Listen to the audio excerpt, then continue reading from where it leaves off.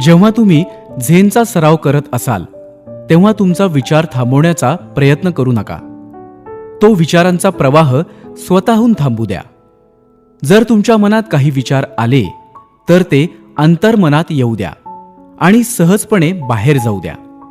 ही प्रक्रिया फार काळ टिकणार नाही. जेव्हा तुम्ही तुमचा विचार थांबवण्याचा प्रयत्न करता तेव्हा याचा अर्थ त्या विचारांचा तुम्हाला त्रास होतोय असं लक्षात येते. कशाचाही त्रास होऊ देऊ नका. असे आपल्याला वाटत असेल की बाहेरील जगातून आपल्या मनात विचार प्रवेश करतात आणि त्याचा आपल्याला त्रास होतो, परंतु प्रत्यक्षात ते फक्त तुमच्या मनाच्या लहरी आहेत आणि जर तुम्ही या लहरींचा त्रास करून घेतला नाही तर हळूहळू ते नकळतपणे शांत होतील. 5 किंवा जास्तीत जास्त 10 मिनिटात तुमचे मन पूर्णपणे शांत होईल. त्यावेळी तुमचा श्वास खूपच मंद होईल. तुमची नाडी थोडी वेगवान होईल. झेनच्या सरावात तुम्हाला तुमची शांतता, निर्मळ मन मिळायला बराच वेळ लागेल. तो वेळ लागू द्यावा असं झेन सराव सांगतो. अनेक संवेदना येतात, अनेक विचार किंवा प्रतिमा निर्माण होतात, पण त्या फक्त आपल्या मनाच्या लहरी असतात. तुमच्या मनाच्या बाहेरून काहीही येत नाही. सहसा आपल्याला असे वाटते की आपण बाहेरील गोष्टींचा प्रभाव आणि अनुभव प्राप्त करून आपल्या मनात विचारांचा प्रवाह तयार होतो, परंतु हे आपल्या मनाचे खरे आकलन नाही. आपणच आपल्या मनातील लहरी बनवतो. तुमचे मन जसे आहे तसे सोडले तर शांत होईल. या मनाला मोठे मन म्हणतात. जर तुमचे मन बाहेरील एखाद्या गोष्टीशी संबंधित असेल तर ते मन म्हणजे लहान मन, मर्यादित मन. जर तुमचे मन कोणत्याही गोष्टीशी संबंधित नसेल तर तुमच्या मनाच्या कार्यात द्वैतवादी समज नाही. मनाच्या लहरींना तुम्ही विचार समजता. मोठे मन स्वतःमध्ये सर्व काही अनुभवते. लहान मन एखाद्या गोष्टीशी संबंधित असते. खरं तर ही दोन्ही मनं एकच आहेत, पण समज वेगळी आहे आणि तुमच्या जीवनाकडे बघण्याचा दृष्टिकोन तुमच्याकडे असलेल्या समजानुसार वेगळा असेल. मोठ्या मनाची क्रिया म्हणजे विविध अनुभवातून स्वतःला मोठे करणे.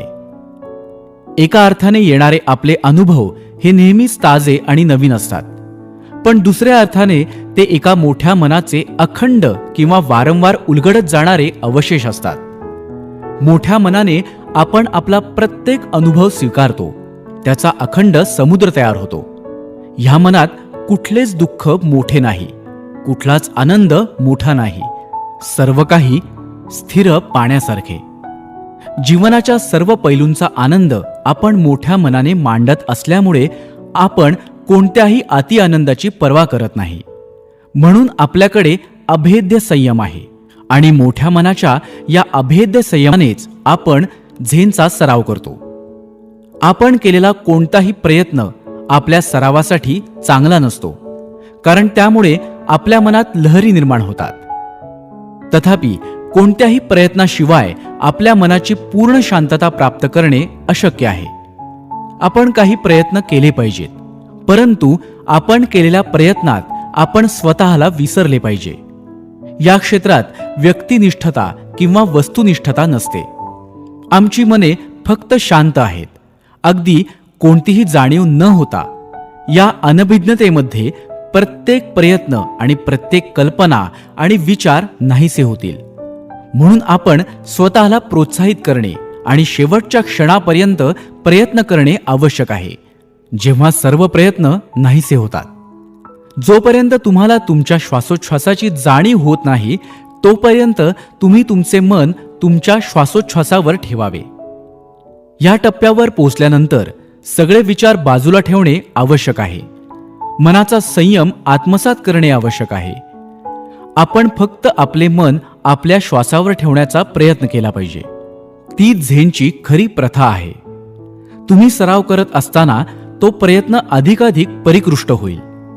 सुरुवातीला तुम्ही केलेला प्रयत्न हा अत्यंत खरबरीत आणि अशुद्ध असतो, पण सरावाच्या बळावर प्रयत्न अधिक शुद्ध आणि संतुलित होत जातात.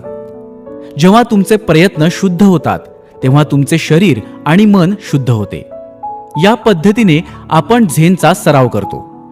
एकदा का तुम्ही स्वतःला आणि झेनच्या सभोवतालचे शुद्धीकरण करण्याची जन्मजात शक्ती समजावून घेतली की तेव्हा तुम्ही योग्य रीतीने वागू शकाल आणि तुम्ही तुमच्या सभोवतालच्या लोकांकडून शिकू शकाल आणि तुम्ही इतरांची मैत्रीपूर्ण व्हाल. ही झेन प्रथेची योग्यता आहे. परंतु सरावाचा मार्ग म्हणजे योग्य मुद्रेने आणि उत्तम शुद्ध प्रयत्नाने तुमच्या श्वासावर लक्ष केंद्रित करणे. अशा प्रकारे आपण झेनचा सराव करू शकतो.